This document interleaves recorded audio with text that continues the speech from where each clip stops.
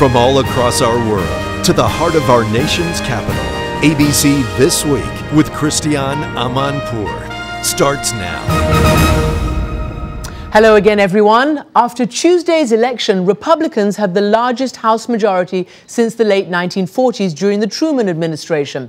What they do with that majority and whether Democrats and Republicans will work together is our focus this morning. ABC's John Donovan starts us off. Listen and see if you can pick out, and it's going to be easy actually, the hottest, hippest word of the week. Well, it was a historic election. A historic night. Historic election. You got it. What we saw in this election, a president who took a shellacking. I'm sure there are easier ways to learn these lessons. A GOP that gets to gloat again, just careful not too much. This is not a time for celebration. It's a time to roll up our sleeves and go to work. That outcome made this election, oh, here we go again. Historic opportunity here. Yes, historic. 60 seats. Historic victory. Or maybe not. Simply put, history is the writing down of what happens, and a lot of things happened even last week. Giants over Rangers to take the series in 5. It happened, but was it historic? Maybe if you live in the Bay Area. For the rest of us, though, historic is defined by what gets remembered long afterward for changing what followed.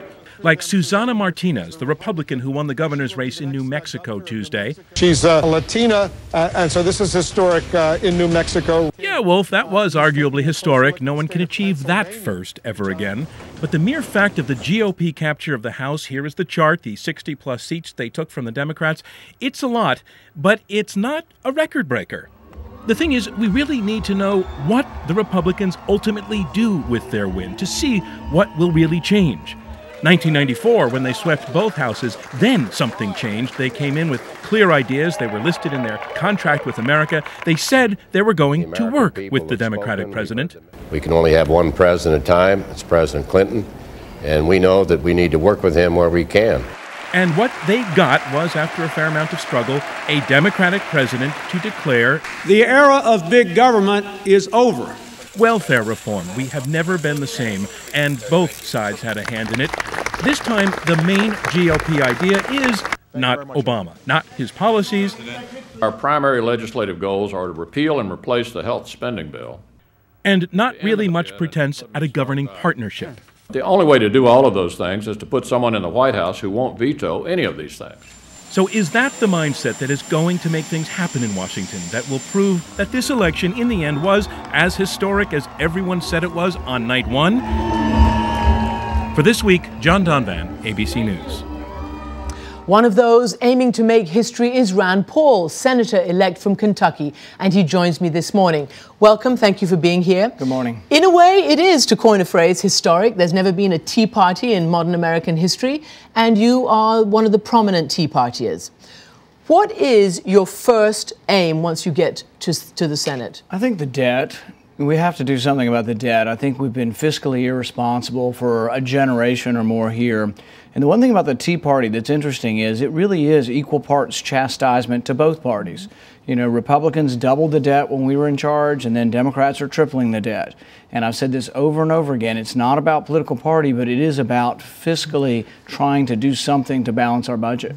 Well, we've all seen and we've followed the campaign, and there was a lot of talk, a lot of slogans and platitudes about cutting the debt, balancing the budget, cutting the deficit. But there has not been any direct information on how you're going to do that. No specifics. It was fairly content-free, the platform. So where are you going to cut in order to make a meaningful change? Well, some of it has to be procedural in the sense that we need to balance our budget by law. If you force legislators to balance it, at the end of the day, if it has to be balanced, then they step up and they become legislators and can find out where to cut. So you're going to move for a balanced budget amendment? Absolutely. And short of that, we need a rule. It takes a while to get an amendment to the Constitution. Let's have a rule, but let's obey our rule. They passed pay-as-you-go, and they break it in the first 3 weeks they have it. So we need rules. Okay. And we need to obey the rules. The second thing you need is, and I don't see things in terms of political parties, so I think this can be something where I can work across the aisle, But the second thing you need is a compromise on where the spending cuts come from. Republicans traditionally say, oh, we'll cut domestic spending, but we won't touch the military. The liberals, the ones who are good, will say, oh, we'll cut the military, but we won't cut domestic spending. All right, well, let's ask Bottom line is you have to look at everything across the board. All right, where then? Military? Would you cut the military? Yes. By how much? Obviously, well, I think Robert Gates has made it's hard to give suggestions. exact numbers, but I think one thing that's concerning, you know, recently Admiral Milliken said that the interest on the debt now is going to approach in the next couple of years. Just the interest on the debt will approach what we spend in the national defense budget. So, I mean, that should alarm us all. Bernanke says the debt is unsustainable. We need to do something about it. But the question again is exactly what? Because, again, the Republicans in the campaign have come up with 50 billion here, 100 billion there, a lot to you and me. Right. But in terms of reducing a $1.3 trillion deficit, how does the maths add up? It has to Are be, you going to cut entitlements? It has to be everything across the board. Entitlements? And you have to look at entitlements. Social Security? What I would say is not the people who are currently on it and not those approaching retirement, but the sooner we fix it, the better. So it may be 55 and under, but that should be this year. We should look at 55 and under. What do we do to change the system to make it more sustainable? Raise the retirement age? You may have to. You may have to. They're already talking about it. I mean, there's a bipartisan commission up here talking about raising age, graduating the benefits, maybe having means testing. You have to look at all of these things. They need to be on the table. But what you have to get there is you have to take it out of campaign mode. You know, everybody in the campaign mode, how long have we been running Medicare ads? Democrats have run against Republicans for years saying, we're going to take away your grandmother's Social Security. We're not going to do that, but we need to fix it because we have too many people retiring. What about health care? All candidates were saying we had to repeal health care. Yet the American people did not say that in this election. 47% said repeal, 48% said no. It depends on where you look. You look at Missouri, 70% voted to get rid of Obamacare. Is that what you're going to do? In Kentucky, 70% of the people would like to repeal it or have our Attorney General challenge the constitutionality of it. I think there are some real constitutional questions. It's going forward. A federal judge in both Florida and Virginia have said, yes, we're going to go forward with this. So I think you will see that go forward, and we will challenge it in the courts, and also we should try to repeal it. Let me ask you this in terms, again, of balancing the budget. There are many economists who simply say the maths does not add up if you're not going to agree to raising taxes. Do you agree that taxes will have to be raised as well? Well, I think it's not a revenue problem, it's a spending problem. But it is a revenue problem, according to so many economists. Yes and no. I mean, we bring in, the thing is a lot of times people would come to me and say, oh, well, you don't believe in any government. And I would tell them, you know what? I believe in $2.4 trillion worth. I just don't think you can have $4 trillion worth if you only bring in $2.4 trillion. 2.4 is a lot. That's a huge government. We've doubled the size of government in 10 years. We don't need bigger government. We need to shrink the size of government. Right, but without making strong entitlement and other cuts, and even if one does, most of the economists say the math simply doesn't add up to keep tax cuts on and on and on. Will you agree to some? My hope, no. My hope is to be on the budget committee and to go through all of these numbers, and by January to have a balanced budget that I will introduce. I want there to be a Republican alternative, whether it wins or not. I want the Republican message to be one of balanced budgets. If they won't do it in a year, we'll say, how about 2 years? If they won't do it in 2 years, how about 3 years? But give me someone one has to believe specific cut, Senator-elect. One significant one. No, but you can't just keep saying all across the board. Well, no, I can, because I'm going to look at every program. But I would freeze federal hiring. I would maybe reduce federal employees by 10%. I'd probably reduce their wages by 10%. The average federal employee makes $120,000 a year. The average private employee makes $60,000 a year. Let's get them more in line and let's find savings. Let's hire no new federal workers. Pay for soldiers, would you cut that?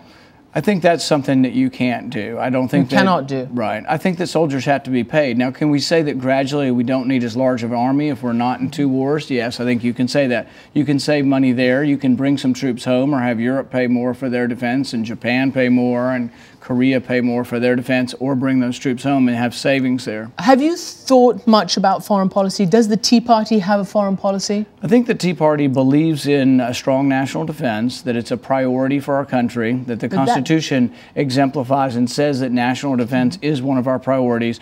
But no, primarily the Tea Party is about the debt. It's concern and worry that we're inheriting or passing along this debt to our kids and our grandkids is the #1 thing of the Tea Party. So again, to talk about the debt and to talk about taxes, there seems to be, again, just so much sort of generalities, for want of a better word. Right. And for instance, well, the thing is you could call it a generality, but what if I were president and I said to you tomorrow we're going to have a 5% cut across the board in everything?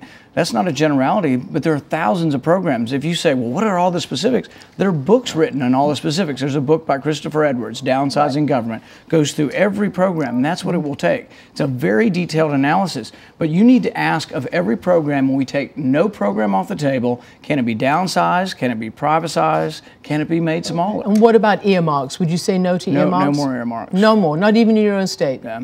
No, but I do tell people within Kentucky is I say, look, I will argue within the committee process for things that are good for Kentucky that they want, and also within the context of a balanced budget. Here's what happens. You go to the Transportation Committee and they say, what do you want? But it should be, how much do we have? No one asks how much do we have. So we just spend it, and then at the end of the day, if we don't have it, we either print it or borrow it. Those are bad things. There is no restraint, but that's why you need rules. In Kentucky, we have a balanced budget amendment. We have to balance our budget, so they have to be better legislators. One of the emergencies is going to be voting to lift the debt ceiling. Right. Would you do that? I don't believe I will vote to raise the debt ceiling. You won't? No. I think that we need to send a message. We need to send a strong message that... The government would default then?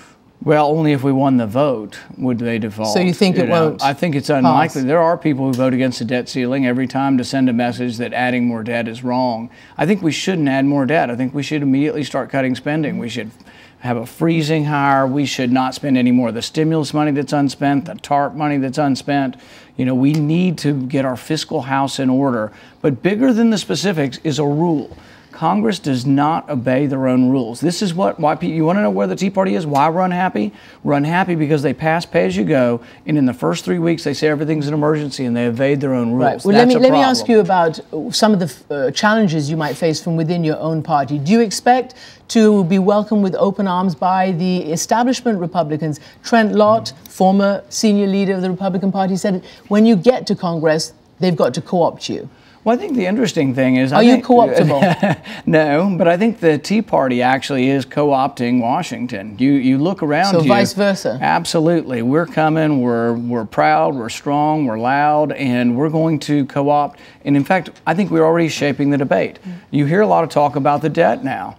Where do you think that's coming from? Can you compromise with the Democrats? Absolutely, and I told you where the compromise is. The compromise is Republicans never say they'll cut anything out of military. What I say is national defense is the most important thing we do in Washington, but there's still waste in the military budget. You have to make it smaller, but you also then need to address how many wars are we going to be involved in? Are we going to be involved in Afghanistan? Everywhere all the time? Are you going to call for an early withdrawal there? We need to have a debate over it. Would you? We need to have a debate over it. But the president has a timetable. Right. Do you disagree with that? What I think is that ultimately troop deployments are decided by the president, not by Congress. I don't really think Congress can decide troop levels. In fact, I think if Congress told him to bring all of them home on a certain time, I think he can do what he wants constitutionally. But what I would say is we need to have a debate in our country, in our Congress, over is our national security still threatened by Afghanistan? Do we need to be there? Do we need to be there in a large... Do you think so? Well, do we need to be there? I want to ask these questions. Some of it, I don't know all the information yet. But what I would say is, do we need to be there in a large ground war, or could we be there on a smaller base and have the Afghans, after 10 years... Well, that's the debate that's going on right now, in any event. After 10 years, I think the Afghans need to have stepped up more to do more. And if you ask our GIs, when I ask them from Kentucky, leaving the base,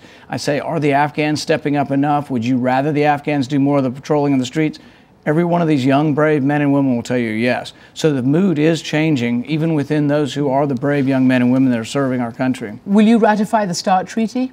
I think we need to have more discussion on it, but it doesn't sound like that I'm probably going to be in favor of that. It doesn't sound? We're going to have a discussion about it.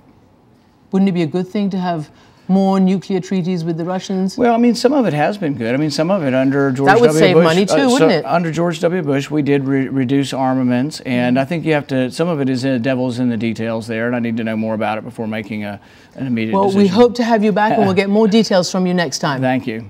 Senator-elect Rand Paul, thank you very much for joining us.